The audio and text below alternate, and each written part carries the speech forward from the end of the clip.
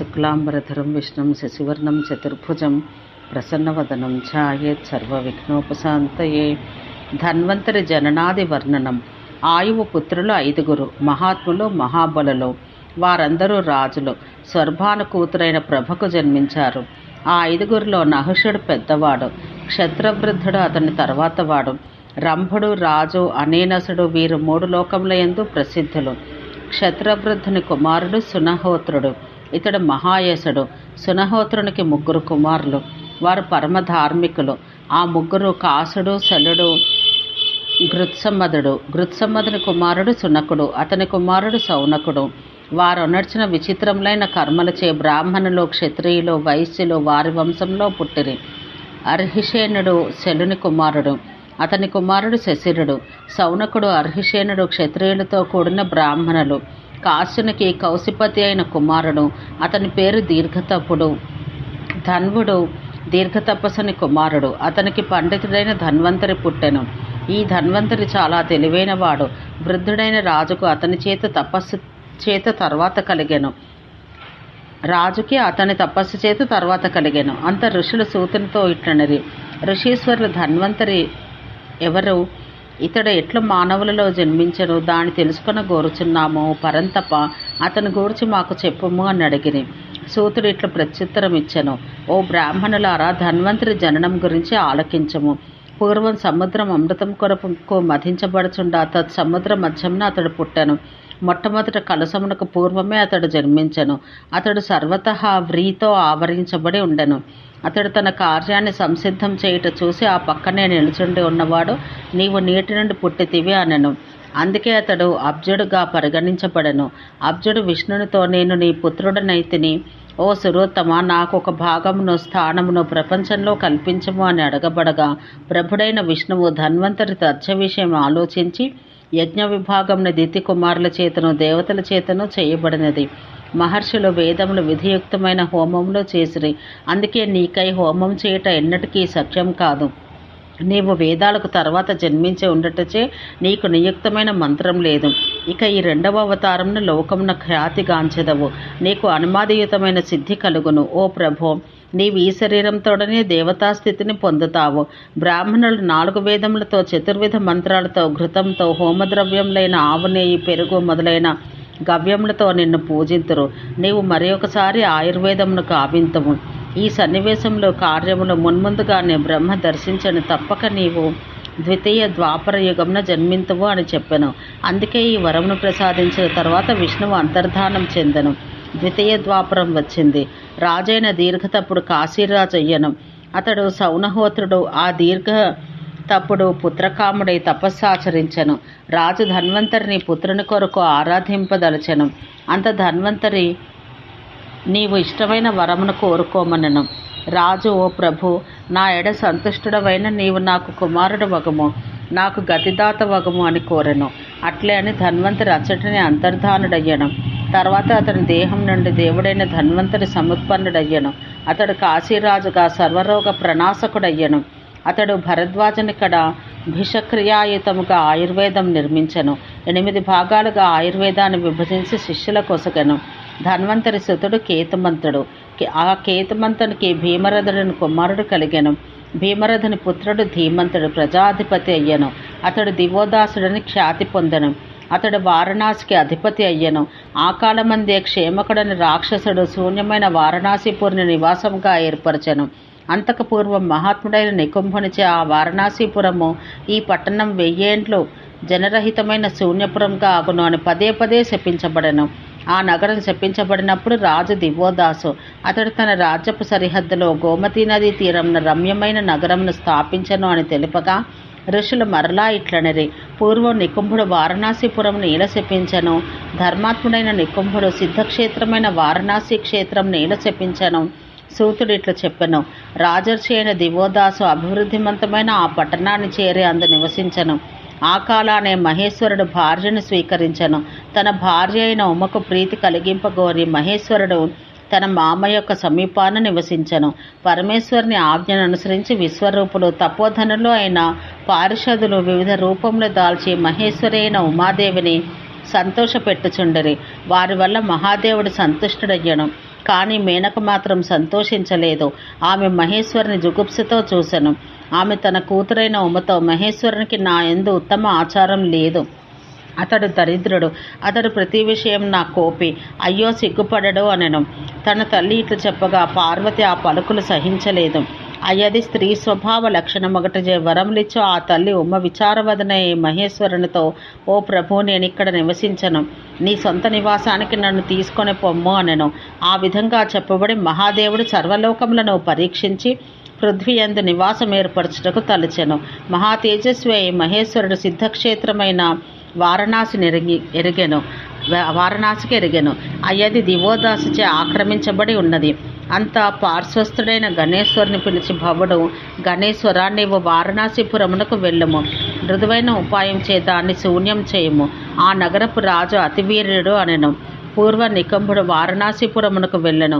స్వప్నం నందు మంకనాను బ్రాహ్మణుని చూసెను. అతనితో, నీకు శ్రేయస్సును ఆపాదింతును, ఓ పాపరహిత, నాకొక మంచి ప్రదేశం చూడము, మద్రూపమైన ప్రతిమను ఒకదాన్ని చేసి నగరం చివరి భాగమందు ద్వారమును స్థాపించము అని అడిగాను. అట్లే స్వప్నంలో చూసినట్లు అతడు చేసెను.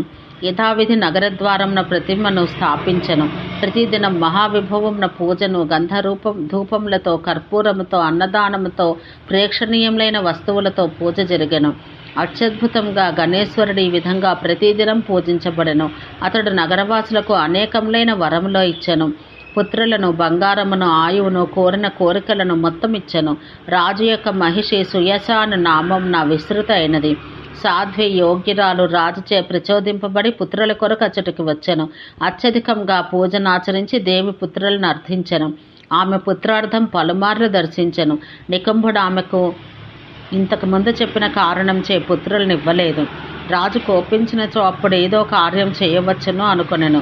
చాలా కాలానికి రాజును కోపం ఆశ్రయించెను.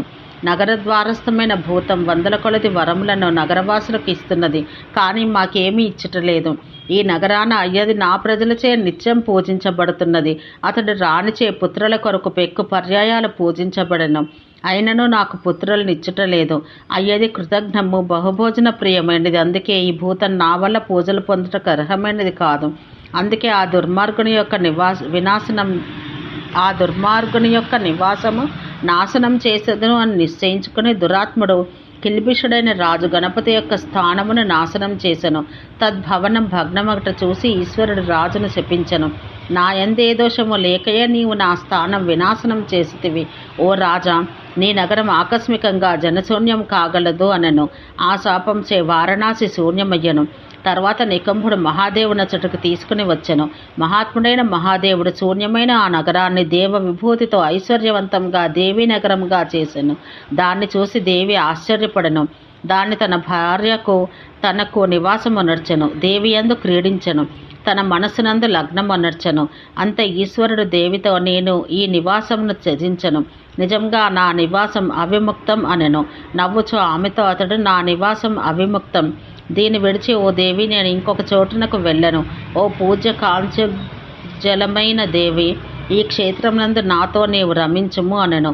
అందుచేతనే భగవానుడు స్వయంగా దీన్ని అవిముక్తము అన్నాడు. ఈ విధంగా వారణాసి శపించబడింది, అవిముక్తంగా కీర్తిని పొందింది. సర్వదేవ నమస్కృతుడైన దేవుడు ఇందు వసించెను. ధర్మాత్ముడైన మహేశ్వరుడు తన భార్యతో 3 యుగములు ఇందు నివసించెను. ఆ మహాత్ముని పురం కలియుగాన అంతర్ధానం పొందెను. ఆ పట్టణం అంతర్హితము కాగా మరలా ఆ పట్టణం నిర్మించబడెను. ఈ విధంగా వారణాసి శపించబడి మరలా నిర్మించబడెను. నరాధిపుడైన దివోదాసు ఉత్తమ ధానుష్కులైన భద్రసేనుని యొక్క 9 పుత్రులను చంపి పట్టణం నిర్మించెను. బలవంతుడైన అతడు భద్రసేనుని రాజ్యంను హతమునర్చెను. భద్రసేనుని కుమారుడు ఒకడు దుర్మధుడని వాడు బాలుడని దయచే దివోదాసుడు అతన్ని విడిచిపుచ్చెను. దివోదాసుకు దృశ్యద్వతి అయిన ప్రతర్ధనుడైన వీరుడు ఉద్భవించెను. ఓ మహారాజా, వైరమును తీర్చుకొనగోరి బృహత్సేను కుమారుడు అతన్ని ఎదుర్కొనెను. ప్రతర్ధనునికి ఇద్దరు పుత్రులు.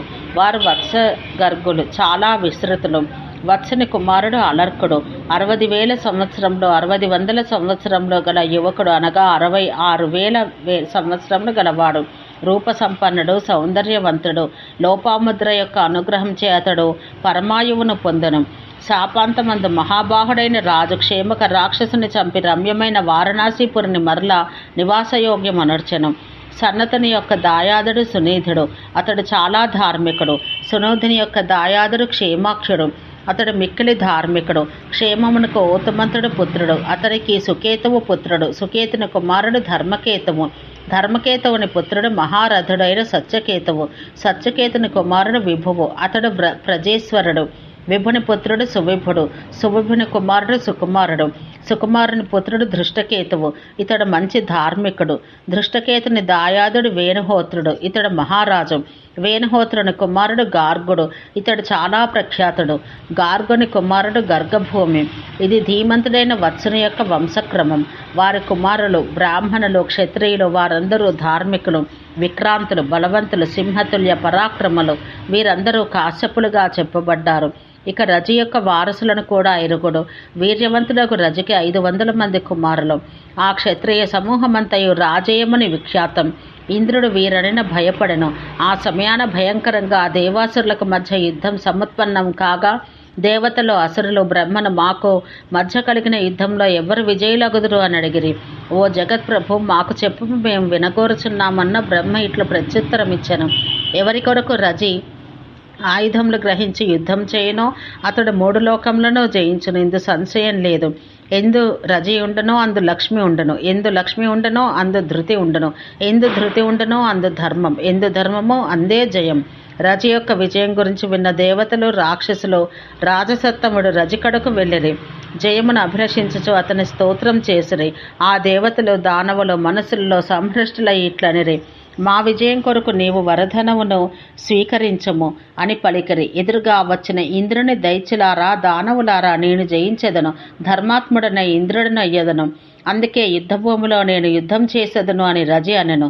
దానవులు ఇట్లనిరి, మా యొక్క ఇంద్రుడు ప్రహ్లాదుడు. అతని కొరకు యుద్ధమును చేసి మేము జయించదము. మా ప్రభువుచే అంగీకృతమైన ఈ అంగీకారమును అనుసరించము. అతడు ఇంకను తథేతి అట్లే జరుగుగా కాని యుద్ధమును జయించి ఇంద్రుడవయ్యదవు అని అనక పూర్వమే అతడు దేవతలచే అభిమంత్రితుడయ్యను.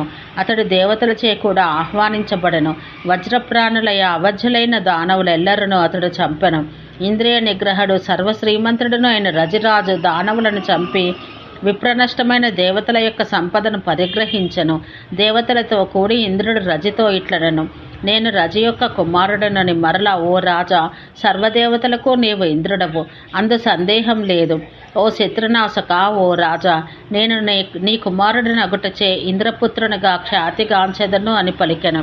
అతడు ఇంద్రుని వాక్యములు విని అతని మాయచే వంచితుడై అట్లే అగుగాక అని ప్రీత మనస్కుడై రాజు ఇంద్రునితో అనెను.